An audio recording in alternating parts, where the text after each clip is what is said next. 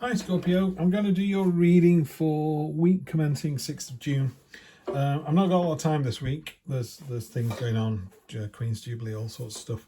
But Scorpio, I'm going to do a nice quick reading for you, using True Black as usual. I'm going to try the Tarot Disassembled from Jennifer Cooper Stidley, and you can buy it from Ferocious Ink. Not sure about these yet. I've tried them on a few readings so far. But anyway, we're going to do a nice fast 5-card spread. It's called the horseshoe spread, this usually. I will explain it. Energy on the bottom. Ooh, destiny, fate, something coming in for you, Scorpio. Big time. So normally this is a horseshoe spread and it goes like this. So we have present situation, present expectation, unexpected, short-term future, long-term future. Okay, and we'll clarify those as normal. So for next week, Scorpio, we have a really good start. So let's try and bring this into shot. There you go. Okay. So present situation is the Ace of Wands. New start with real passion, enthusiasm, excitement. So that's really good to see. And immediately after that, your present expectation is the hoarding card, the Four of Pentacles. You know, butterflies are ideas, they're getting trapped in this cobweb. The coins are growing vines up them, so there's a real sense of stagnation. So you've got, this is the situation, movement, passion, enthusiasm. This is your expectation of the situation, which is the complete opposite. And it could be because fate's coming in, fate across the bottom of all of these 5. In this particular deck, it's called the Destiny card. In a traditional Rider-Waite, it's the Wheel of Fortune, and that's the trainers in the station, you know, the carriages come full circle, what's called the Ferris wheel. Jump on the carriage and round you go, and if you miss it, you'll miss it again. So there's a real sense of something happening this week and kind of blindside you a little bit. So it could be a bit unexpected. So my feeling is there's something unexpected coming in Scorpio that's really, really good, but you don't think it's really, really good. Yeah. And the unexpected part of this is if you listen to your heart over your head. This is the Queen of Cups, so it's all about your emotions. She's completely in tune with her emotions, and by that I mean she's free to feel frustrated, she's free to enjoy being happy. She understands what being anxious is, so she understands the spectrum of her feelings, and it's an incredibly powerful energy to think that way, you know. So to be able to go, I know why I'm upset about this, it's frustrating because, and that's out of my hands. And that's a really powerful energy because it enables you to move on, box off what you can't sort out. You know, I can sort that out, I can't sort that out, and move on with it. And the result of that is in the short-term future, I call this my lighthouse card. This is you, you're cast iron, this is the 7 of Wands. And there's things breaking against you and they're just falling by the wayside. It's literally, you're the lighthouse in the storm. And you're just flashing your light of safety. You go, come over, you know, I'm here, I'm safe, I'll always be here for you. So in a relationship, it's a lovely energy to have. So you've got this lovely, I'm in control energy, and you've got this lighthouse energy as well, which is if you've got teenage children and they're going crazy, or you've got a partner who's off the rails, you're the one that's just there going, I'll be here when you come out the other side. You know, yep, go off with your mates and go on a pub crawl. I'll be here when you come back. Not as you know, not to be abused or used, but just that real resilient, you know, when the storms are crashing against lighthouses, those fantastic photographs where the waves are taller than the lighthouse. Must be terrifying being inside a lighthouse during that.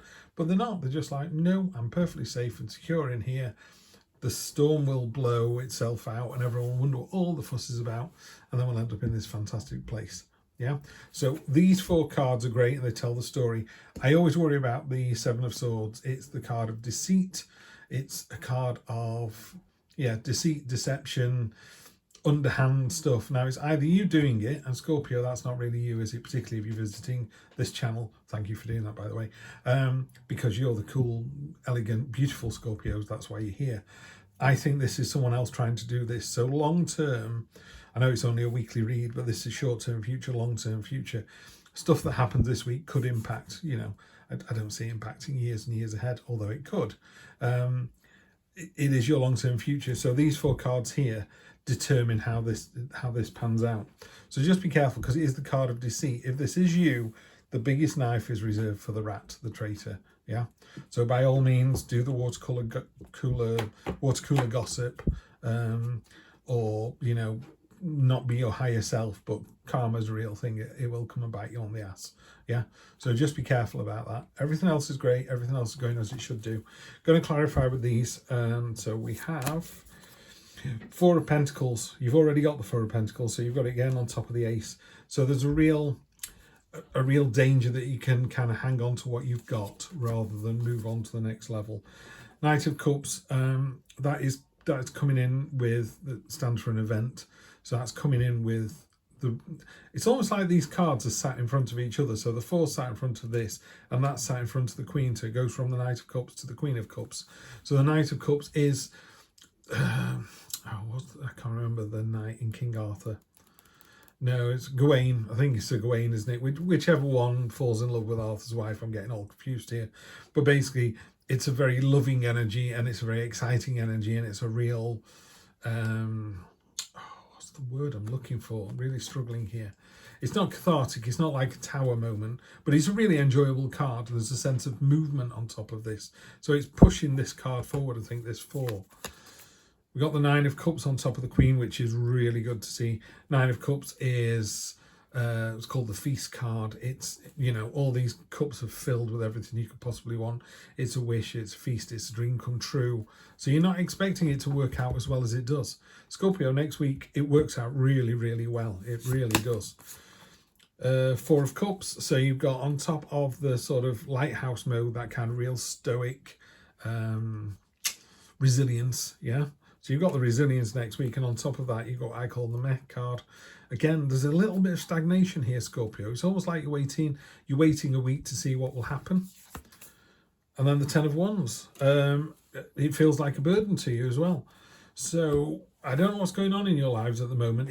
It's what I would say is next week is better than you think it is. And it results in a much better result than you think it's going to do. The Ten of Wands talks about, it's two things. It's 10, so it's almost the completion, so it's almost over, which is great. So whatever it is dragging you down or worrying you or making you sleep less at night, that's all going to go away. And it's called the burden card, but you're able to carry that burden. So don't worry about it. You come out the other side. So if I've got a message for you next week, Scorpio, it's like, just hang in there. It's almost over. And it's a lot better than you think it is. All right, I'll see you next Sunday. I'll probably do a slightly longer one next Sunday. But for now, take care. I'll see you soon.